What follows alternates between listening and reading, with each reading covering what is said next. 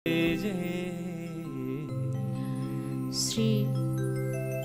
सुतजी महाराजलाई शौनक आदिका 88,000 ऋषिमुनिहरूमध्येका एक प्रमुख ऋषि बुजुर्ग ऋषिले भन्नुहुन्छ कि हे सुतजी महाराज, हामीलाई यो बताइदिनुहोस् कि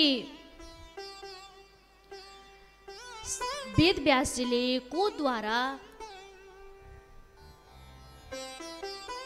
भगवानको कथालाई श्रवण गर्नुभएको थियो अनि श्री सुखदेवजीले राजा परीक्षितलाई कुन स्थानमा यानी के कारणले 7 दिनसम्म कथा श्रवण गराउनु भयो त्यो पनि हामीलाई बताइदिनुहोस्। वेदव्यासजीले 17 पुराण, 4 वेद, उपनिषद सम्पूर्ण रचना गर्दा पनि उहाँलाई मन शान्ति भएको थिएन। आखिरी कोद्वारा उहाँको मन आनन्द भयो र उहाँले कसको प्रेरणाले भागवतको रचना गर्नुभएको थियो। यस प्रकार यस्तो प्रश्न गरिसके पश्चात यता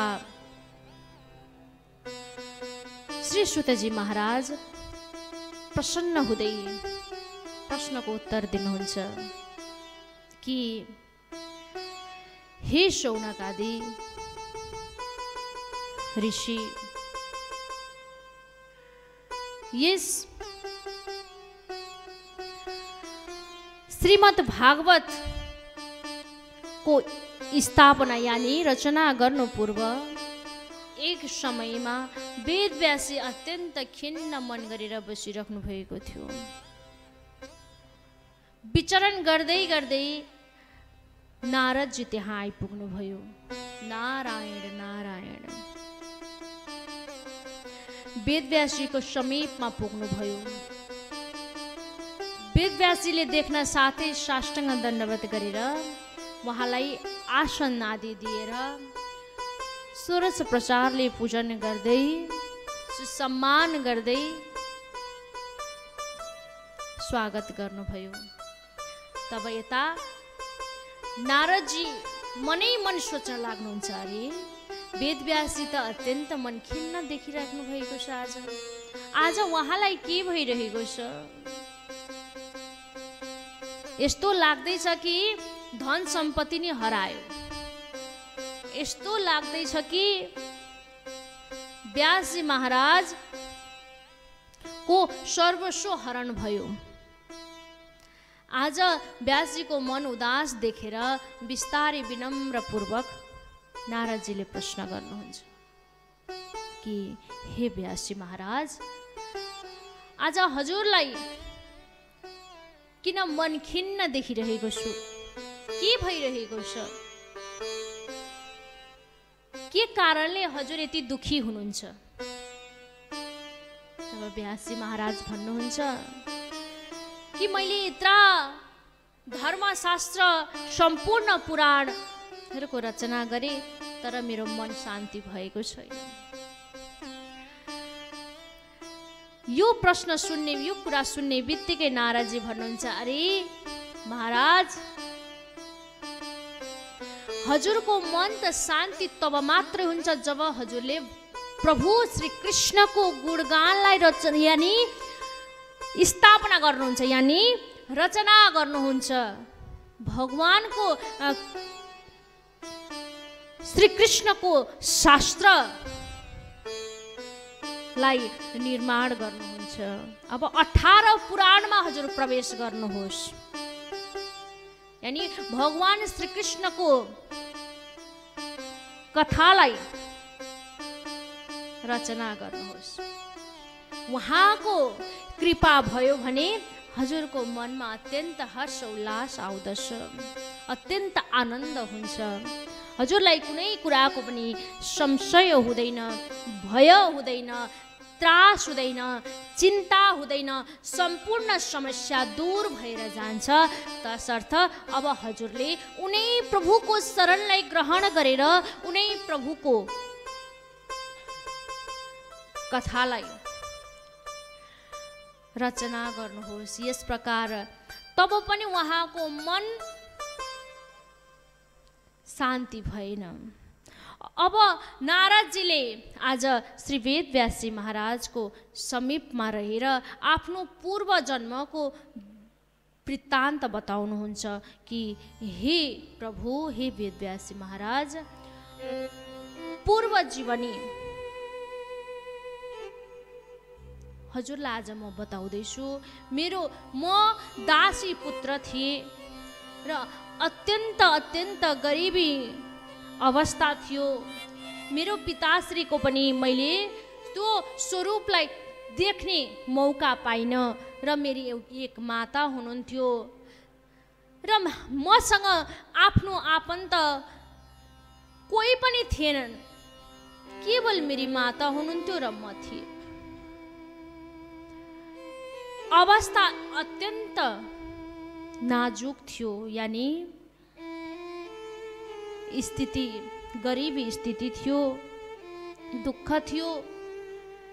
कसैको काम गरेर यानी बनी गरेर मेरी आमाले मलाई भोजन गराउनुहुन्थ्यो र दुःखको अवस्था चल्दा चल्दै एक समय चतुर्मासको समय आयो। त्यो समयमा म र मेरी आमा अन्यत्र कहीँ जाँदै सन्त महात्माहरूसँग भेट भयो। महात्माजनको साथमा हामी बस्यौँ। त्यो चतुर्मासको समय 4 महिनाको रहन्छ। असारदेखि लिएर सज्जनवृन्द कार्तिकसम्म त्यो समय म सदाबहार 4 महिनासम्म सन्त महात्माको समीपमा बसे र सत्सङ्गमा भरपूर आनन्द लिए। उहाँहरूबाट केही सिख यानी शिक्षा प्राप्त गरे, भगवानको नाम भजे। जब त्यो समय समापन भयो र महात्मा सन्तजनहरू त्यहाँबाट जान लाग्नु भएको थियो, म अत्यन्त व्याकुल भएँ। किन?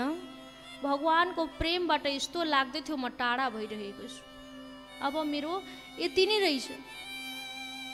अब आजबाट म कुनै न त सत्सङ्ग, न त कीर्तन, न त भगवानको कुनै चर्चा नै सुन्न पाउँछु। म अभागी जस्तो महसुस हुँदै थियो मलाई र म अत्यन्त भावविभोर भएर रुन कराउन लागे। तब मलाई मनै मन चिन्ता हुन लाग्यो, हे प्रभु,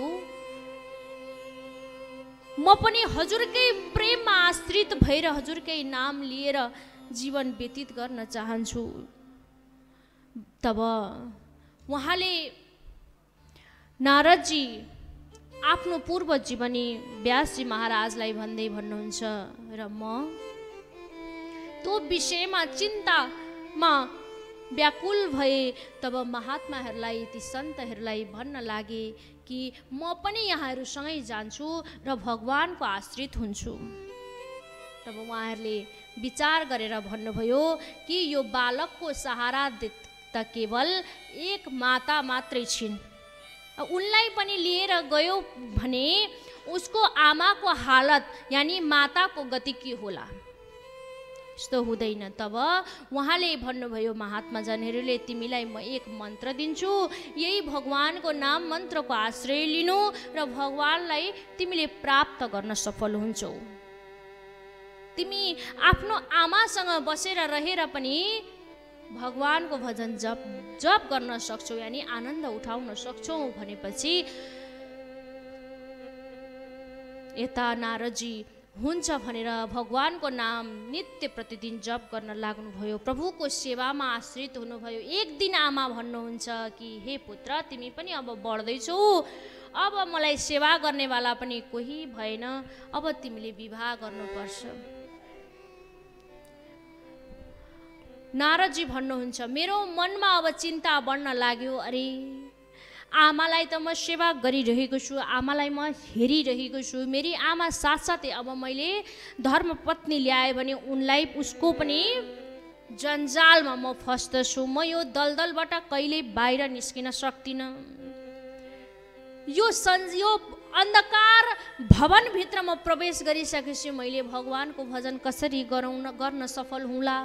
म प्रभुबाट टाढा रहन्छु। त्यसै कारण हे प्रभु मलाई उपाय दिलाउनुहोस्, उपाय दिबक्सनुहोस् कि यो माताको यानी मेरी आमाको इच्छा जुन प्रकट भइरहेको छ त्यो इच्छालाई त म पूर्ण गर्न सक्दिनँ। अब केही उपाय दिनुहोस् भनेपछि त्यसको केही समय पश्चात दैव संजोग प्रभुको इच्छा यस्तै भयो। आमा गौ दोहन गर्न जानुभएको थियो। त्यसै समयमा एक विशाल सर्पले डसेर आमाको मृत्यु हुन पुग्यो। यो अवस्था देखेर एक क्षण नारदजी बताइराख्नु भएको छ, मेरो हालत अस्तव्यस्त भयो। अब यो संसारमा मेरी आमा त थिइन्, अब त्यो पनि कोही रहेन। गरिबीको साथ दिनेवाला को हुन्छ? जसको केही छैन उसको प्रभु हुनुहुन्छ, भगवान हुनुहुन्छ। जो निर्धन छ, जो बलहीन छ भने उसको केवल भगवान हुनुहुन्छ। त्यसै कारण प्रभुमै आश्रित भएर आफ्नी माताको दाह संस्कार आदि कर्म गरेर भगवानकै धामतिर प्रस्थान गर्दा गर्दै एक सरोवरको छेउमा प्रवेश गर्नुभयो। त्यहाँ पुगिसके पश्चात अत्यन्त थकित भएर त्यही एकछिन विश्राम गर्नुभएको थियो। मनै मन प्रभुको आवाज आउन लाग्यो। एकछिन आँखा बन्द गरेर भगवानलाई ध्यान गर्दा प्रभुको छविको दर्शन गर्नुभयो र अचानकमा त्यो छवि त्यहाँबाट हटेर गयो र रुन कराउन छटपटाउन लाग्नुभयो। हे प्रभु तिमीले मलाई किन झुक्यायौ, तिमीले मलाई किन झुक्यायौ? आज तिमीलाई अहिले क्षणभर मैले देखेको थिएँ, तुरुन्तै तिमी छैनौ, कहाँ गयो भनेर खोजी गर्न लाग्दा तत्क्षण आकाशवाणी हुन लाग्यो र भन्यो, हे पुत्र अहिले तिमी संसारी बन्धनमै छौ, अहिले तिमी बालक छौ, अहिले तिमी यो मानव चोलामा छौ। त्यसै कारण अहिले तिम्रो एउटा परीक्षा सम्झ, यो परीक्षामा सफल बन, यानी मेरो नाम यसै गरी लिइरख, मलाई स्मरण गरिरख। तिम्रो यो जुन एक तपस्या छ, यो तपस्यादेखि म प्रसन्न छु। हे पुत्र यस्तै कर्म तिमीले अगाडि गर्दै जाऊ, तत्पश्चात तिमीले मेरो धामलाई प्राप्त गर्नेछौ भनेर आकाशवाणी भए पश्चात निरन्तरता नारदजीले भगवानको नाम लिँदा लिँदै अन्तिममा वैकुण्ठबाट भगवानका पार्षदहरू आएर विमानमा चढाएर नारदजीलाई लिएर जानुभयो। बोल भक्तवत्सल भगवानको जय। तत्पश्चात त्यहाँ त्यस स्थानबाट प्रभु वैकुण्ठ धामलाई प्राप्त गर्नुभयो र भगवानकै सेवक भएर नित्य प्रतिदिन रहन लाग्नुभयो। भगवान प्रसन्न हुनुभयो र भन्न लाग्नुहुन्छ, तिम्रो भक्तिदेखि, तिम्रो अविचल भक्तिदेखि म प्रसन्न भएँ। त्यसकारण हे नारद, हे बाबु, हे पुत्र, तिमीलाई म मेरो एउटा वीणा दिन्छु भनेर त्यो वीणा जिम्मा लाउनुभयो र नारदजीले त्यसैलाई हातमा बोकेर, हे व्यासजी महाराज, आज म त्यही प्रभुले दिनुभएको यो गहना संसारभरि तिनै लोकमा संसारमा विचरण गर्दै गर्दै गर्दै भगवानको नाम लिँदै भज्दै हिँडिरहेको छु। जब नारदजीले सम्पूर्ण कुरा विस्तृत रूपमा बताइसके पश्चात वेदव्यासजी पनि प्रसन्न हुनुभयो र वेदव्यासजी त्यहाँबाट नारदजी अन्यत्र अन्तर्ध्यान हुनुभयो र वेदव्यासजीले विचार गर्न लाग्नुभयो, अब कहाँ गएर उनी प्रभुको ध्यान गर्ने? सर्वप्रथम त तपस्या गरेर ध्यान गरेर कृपा प्राप्त भइसकेपछि मात्रै भगवानको गुण लीलाहरूलाई गान गर्न, लेखन गर्न, यानी सम्पूर्ण कुरा प्राप्त हुन्छ। अब त्यही प्रभुको कृपा प्राप्त होस् भन्नका लागि श्री वेदव्यासजी महाराज सुतजी महाराज सौनकादिक 88,000 ऋषिमुनिहरूलाई बताउनुहुन्छ कि ब्रह्मनद्यां सरस्वत्याम् आश्रम पश्चिमे तटे साम्यप्राश इति प्रोक्ता ऋषीणां शत्रवर्धन।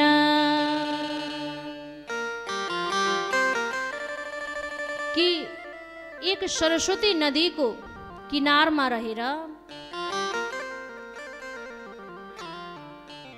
श्री वेदव्यासजी महाराजले साम्यप्राश नाम गरेको व्यासजीको आश्रम रहेको छ। देवभूमि उत्तराखण्डमा पर्दछ, त्यसलाई व्यास गुफा भनेर पनि चिनिन्छ।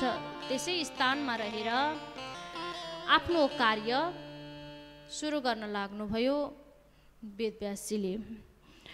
अब उहाँले रचना त गर्नुभयो, सोच्न लाग्नुभयो अब मैले यो सम्पूर्ण जगतमा यानि कलिकालको मनुष्यसम्म पुर्याउनलाई कसको सहायता लिने भन्दा उहाँले आफ्नै पुत्र श्री सुखदेवजीलाई स्मरण गर्नुभयो।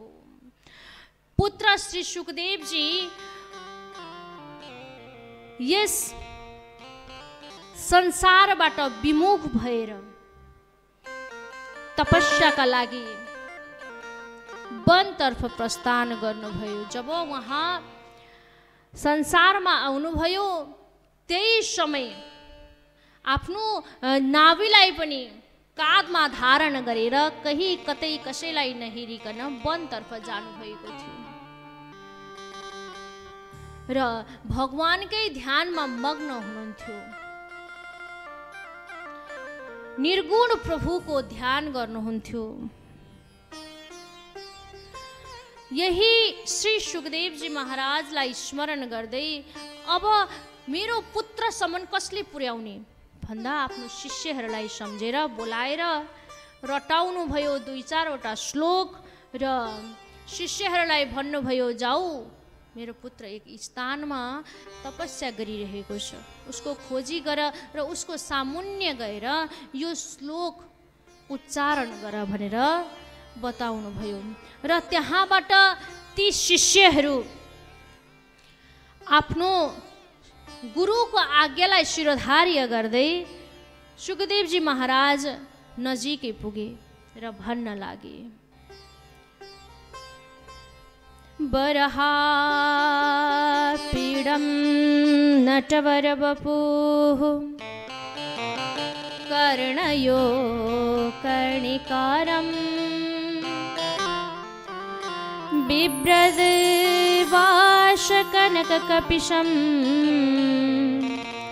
वैजयन्तीं च मालाम् रन्ध्रान् बीडोरधरश्रुदया पूरयन् गोपवृन्दे वृन्दारण्यं स्वपदरमणं प्राविशद्गीतकीर्ति।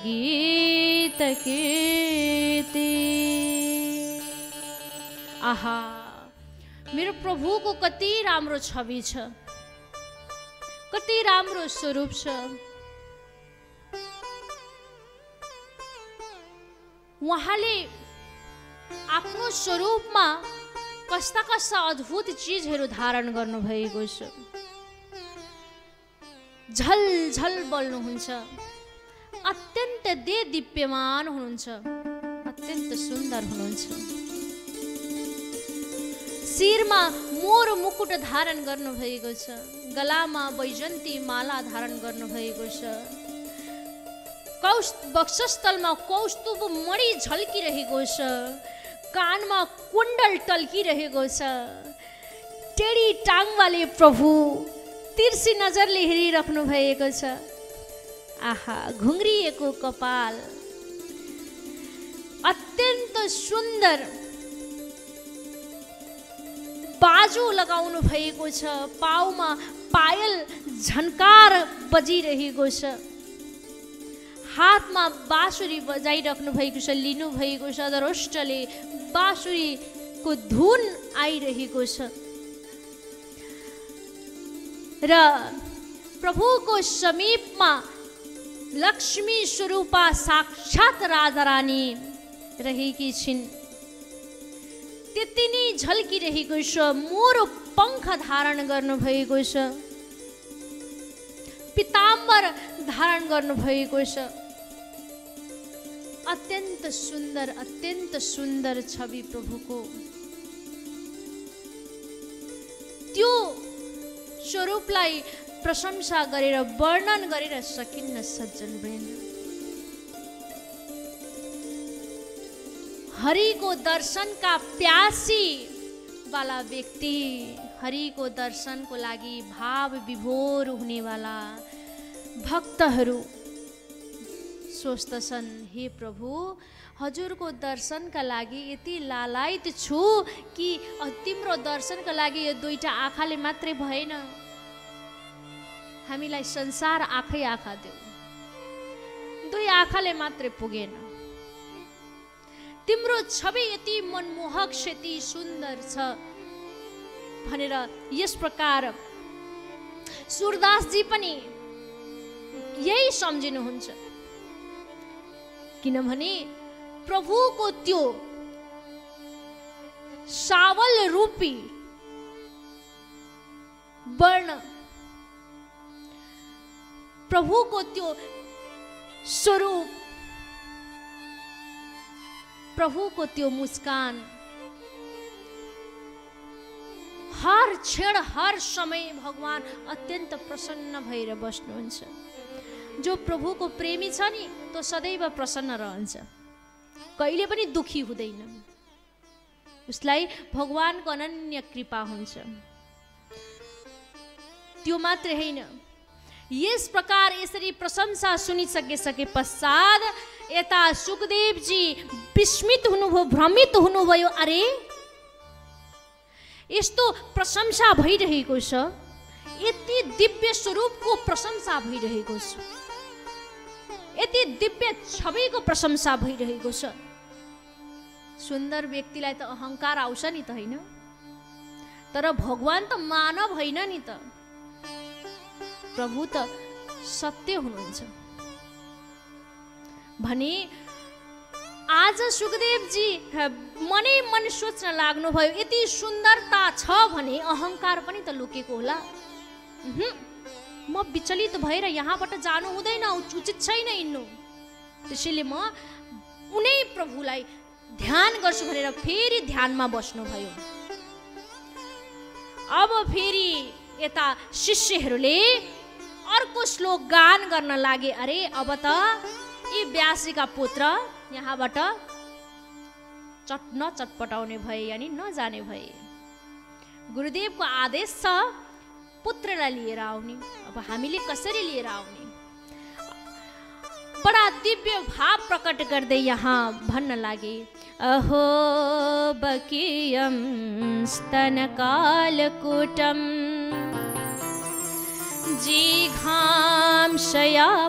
जिघांशयापाय यदाप्यसाद् लेभे गतिं धान्तृचितां ततुन्यं कं वा दयालुं शरणं व्रजेम। आहा, प्रभु त यति दयालु हुनुहुन्छ, यति कृपालु हुनुहुन्छ, यति करुणानिधि हुनुहुन्छ कि यस्तो करुणाले भरिएको हुनुहुन्छ। जुन पुतना जस्तो एक आमा बनेर गएकी थिइन्, प्रभुलाई स्तनमा विष भरेर,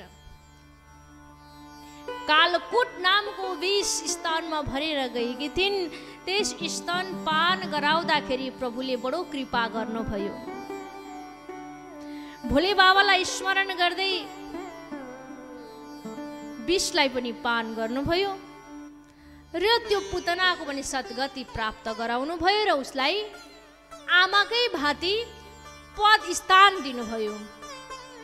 भने यस्ता भन्नुको मतलब, भन्नुको तात्पर्य के हो? प्रभु यति दयालु हुनुहुन्छ, अधम पापी भन्दा पापी दुराचारीलाई त भगवानको शरणमा ग्रहण गर्न गयो भने, उद्धार गर्नुहुन्छ भने भलै हामीलाई किन गर्नुहुन्न प्रभुले?